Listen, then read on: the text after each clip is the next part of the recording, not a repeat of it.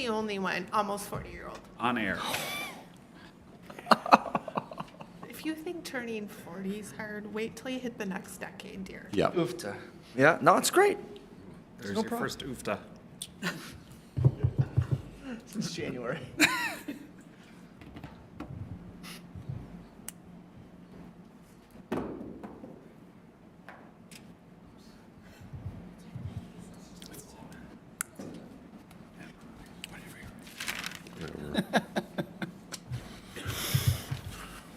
We good?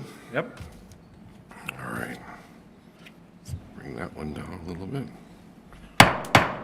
I'd like to call the regular city council meeting for Tuesday, January 2nd, 2024 to order. If you would please rise and join me in the Pledge of Allegiance. I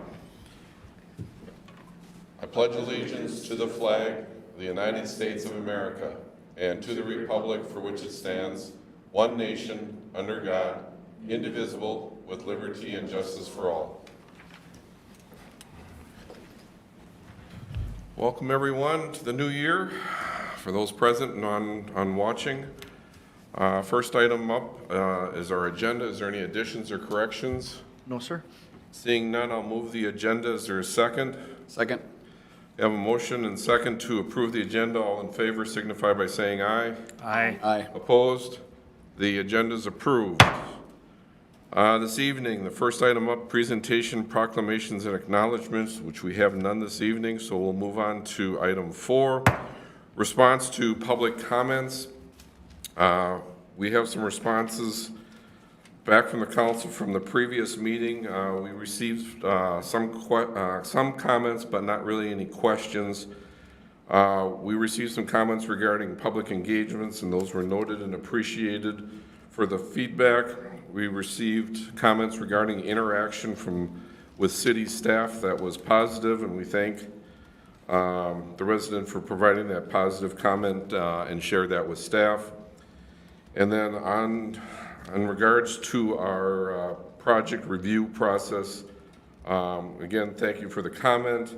Council will continue to work within the defined state mandated review process for submissions that for businesses that want to locate in our community.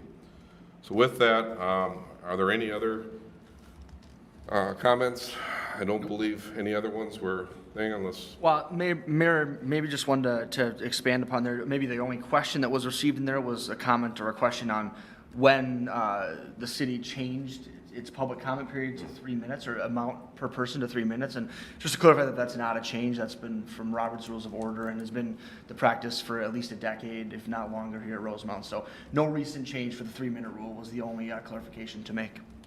I guess as a follow-up to that, part of the process, the comments taking at the last meeting was we suspended the rules to allow that. Normally we would not have those comment periods. They are taken at the planning commission, so maybe that's what was out of order. I don't know.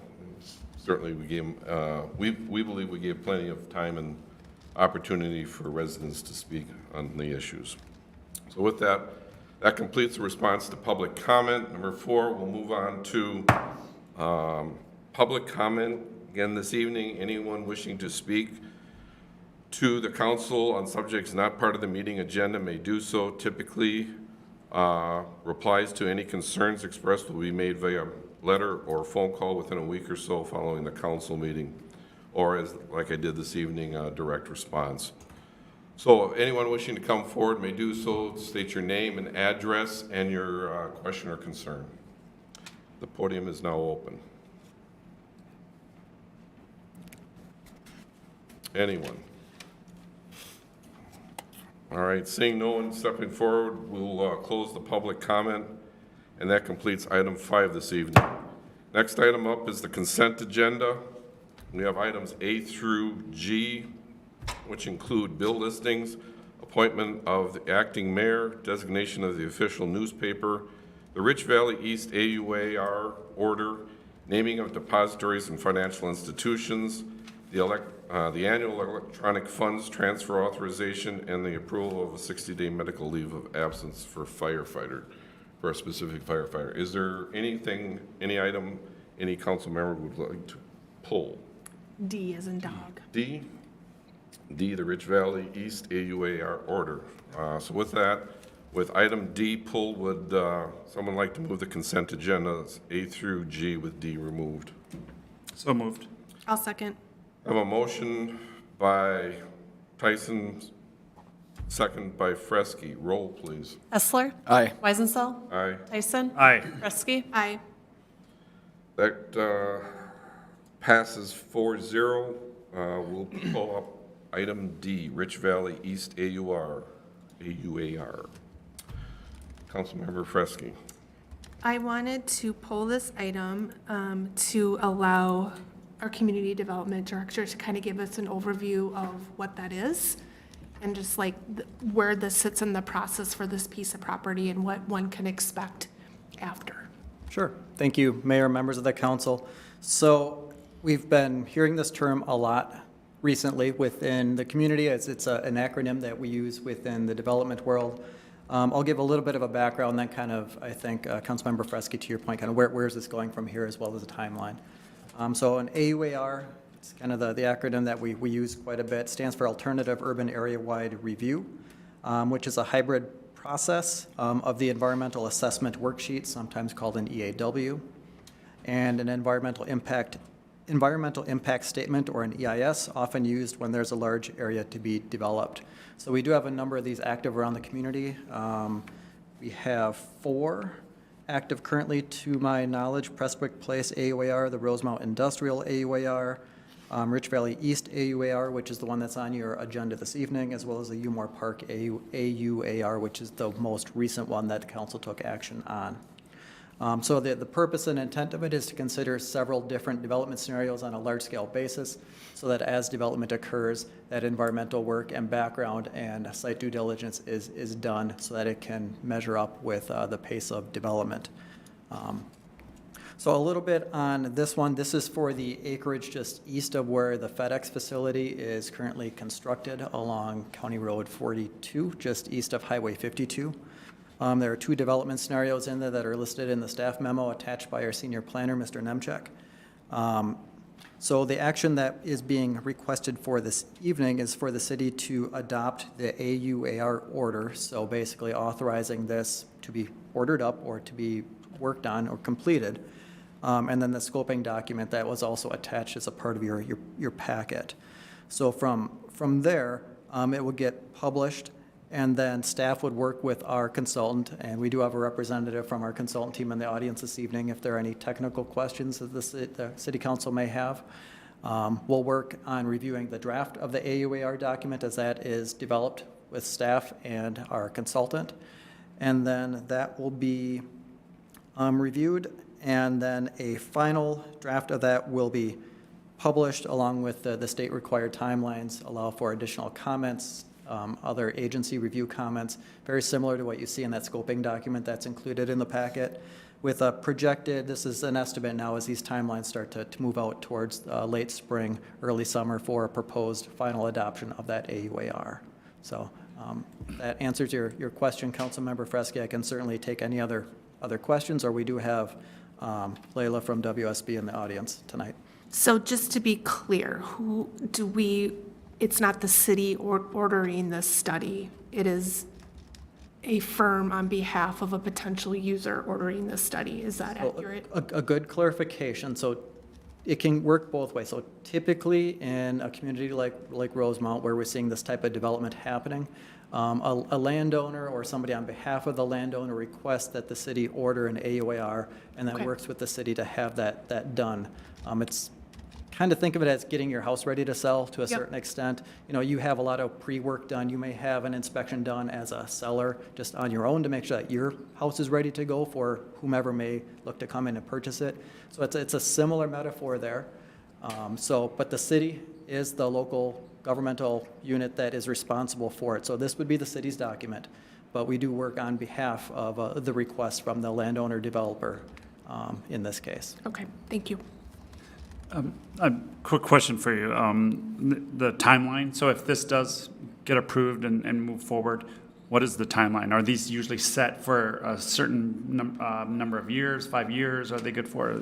Can you speak to that? Yeah, so kind of fast forwarding, let's say we get through the process, the draft, solicit all the public comments and feedback, incorporate that into that actual document, it gets published, and then final acceptance by city council sometime late April, early May.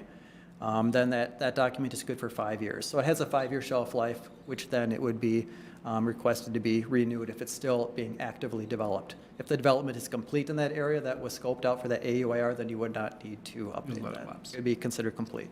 Okay, thank you. Questions? Go ahead. Yep, so just to follow up on the earlier question, so it's really the developer who's asking the city to order the AUAR? Is that the right way to describe it? That's probably the most accurate way to look at it. Okay. And the reason I think it's important we clarify that is because residents in the last one we reviewed, I think there was questions around, well, when did the city know about the AUAR? And in this case, we're actually ordering it, so clearly we know about it. Correct. But we're ordering it on behalf of the developer who's interested in potentially Yes. Looking at Yep. this property. Correct, and that's a Right, very okay. common practice. Yep, okay. Unless there's some other motivating reason if the city's doing development, but a more atypical scenario in which we would be leading that all on our own. Okay, and once the AUAR is completed and we have it, what is our obligation then? What's the city's obligation to put it out there for public comment? What are the next steps on that? Yeah, so there's a number of steps in that process. We can certainly get into some of the granular aspects of it, but so, for example, this is a public action that's being taken. So you're accepting the scoping document that's included in the packet, which outlines, here's what this is going to look like. Here's the area that's impacted. Here are the development scenarios that are being considered. And then from that was published, and then it received those comments that are attached at the very back of the packet. It's right at the end of that scoping document. So you'll see comments from agencies such as Metropolitan Council, Dakota County, PCA, DNR, that type of a thing, saying, when you draft this document, please make sure that you include or don't forget about or make sure, and it's under the purview of each of those regulatory agencies. So now the consultants, upon ordering of it, the official action tonight, will then take and work to complete a draft based on that scope, along with those comments that were provided by those review agencies, and then we'll bring forth that draft that'll get published for additional comments on that draft, moving towards finalization. Okay, and the reason the reason the standard practice is that the city, in our case, the city, is responsible for ordering the AUR is because we have the most vested interest in making sure that what is done on the property meets the requirements of our zoning. Is that a Yes, fair way to say it? in conformance with our city's comprehensive plan. Yep, okay. All right, thank you. And then the parcel, there's 6 different owned parcels. There's 6 different, so how many different owners is there of the collective parcel? Within this scoped AUR, a single owner. It's all one owner Correct, that currently owns it? correct. Okay, so it's all under one owner, and there's potentially one buyer? Well, we don't have anything on any potential buyer per se, so there's a firm that's working on behalf of at least, I would guess, maybe multiple interested parties. Okay, That's working in conjunction to make sure that they have that in place. And and we, development plan. and we currently don't know who the potential owner or owners are?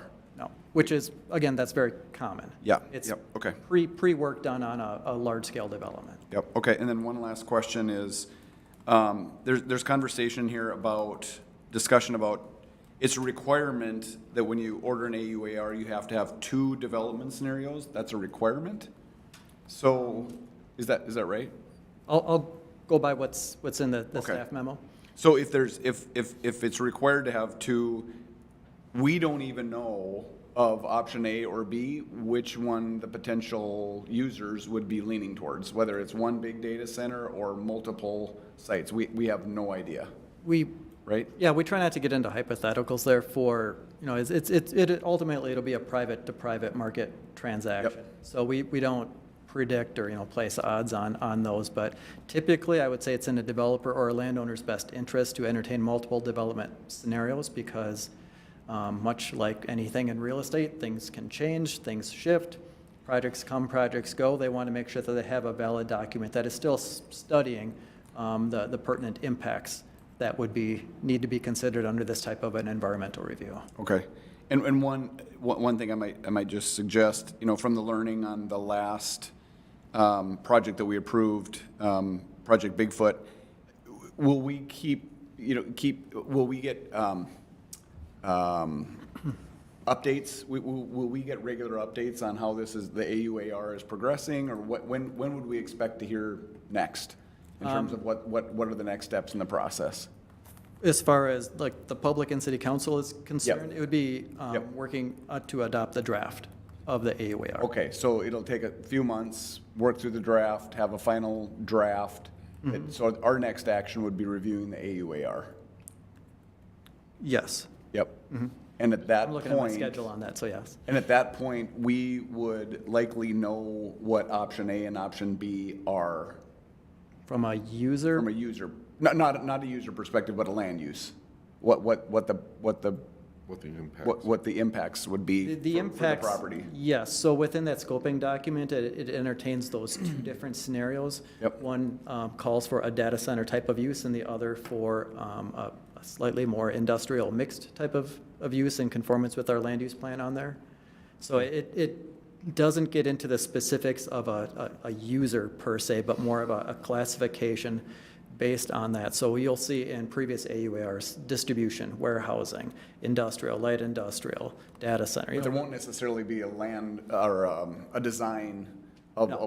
what's on there. It's just land use. Correct. That's all they're Yep. that's all they're looking at from an AUAR.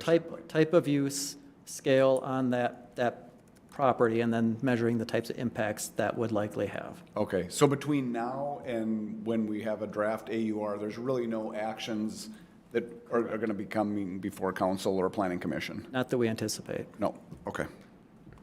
All right, thank you. My question was answered. So one single landowner, you said, right, Yeah, for this AUR? correct. Thank you. Just for some historical context, we had somebody that came to this site.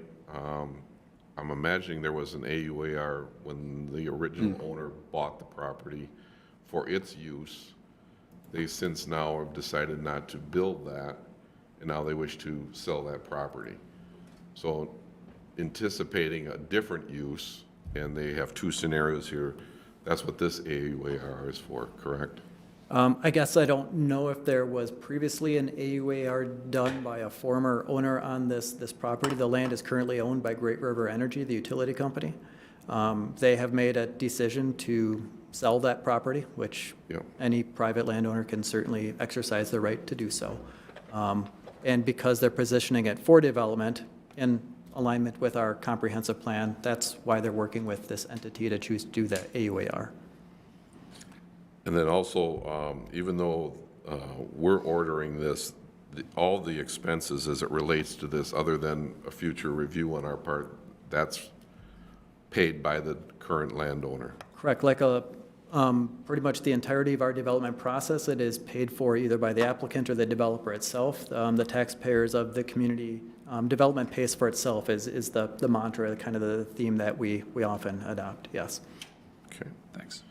go ahead. Yep, and one follow-up. So Great River Energy is the current owner, and my understanding, at least it was brought to our attention by a resident, that they had at one point had a development plan for this property, which did not move forward, and which they have full right to not complete development, right? I mean, even if somebody gets an approval to do something on the property, that the city isn't putting an obligation on them to make them do what they got approval to do. Am I? Yeah, yes, that I mean, the correctly? easy way to think about it is the city can't make anybody develop. Yep. I mean, it's up to a private entity to choose to move forward with their plans. Yep. And like what we often see in development is those plans change, and sometimes people choose not to move forward. And now the fact that they've decided to market the property, and whoever's going to buy the property is going to do what they want to do on the property, subject to Correct. our approval. Correct. Okay. Thank you. All right. Anybody, since you made the trip out here, anything that you'd like to add to the commentary on this AUAR? No, I add Okay. All righty. If there's no other additional Yep. information, go ahead and move the recommended action. I'll make a motion to adopt a resolution ordering the preparation of an AUAR for Rich Valley East. I second. Have a motion by Fresky, second by Tyson. Roll, please. Weisenthal. Aye. Tyson. Aye. Prusky. Aye. Essler. Aye. Motion passes 4-0, and that completes 6D and items, section 6 of the consent agenda completed. This evening, there are no public hearings, no unfinished business, and no new business. We'll move to 10 under announcements. First item up is staff, city staff updates. Mr. Martin. Thank you, Mayor, members of the council.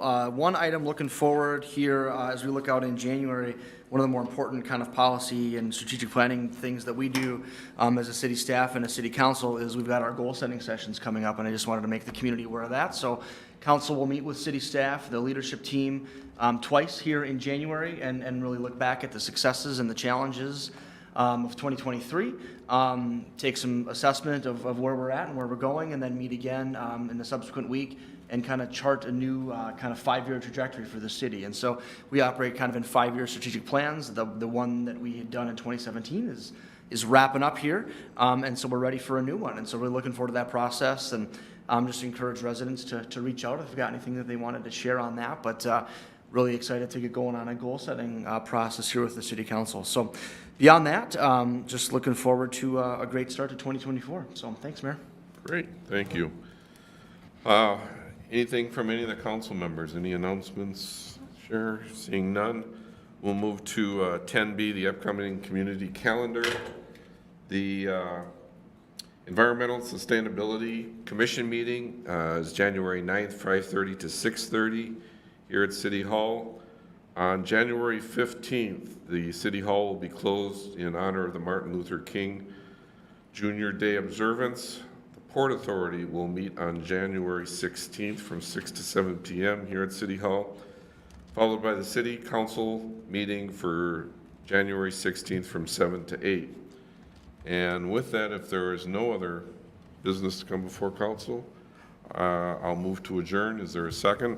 I'll second. All in favor? Signify by saying aye. Aye. Opposed? We are adjourned. Thank you.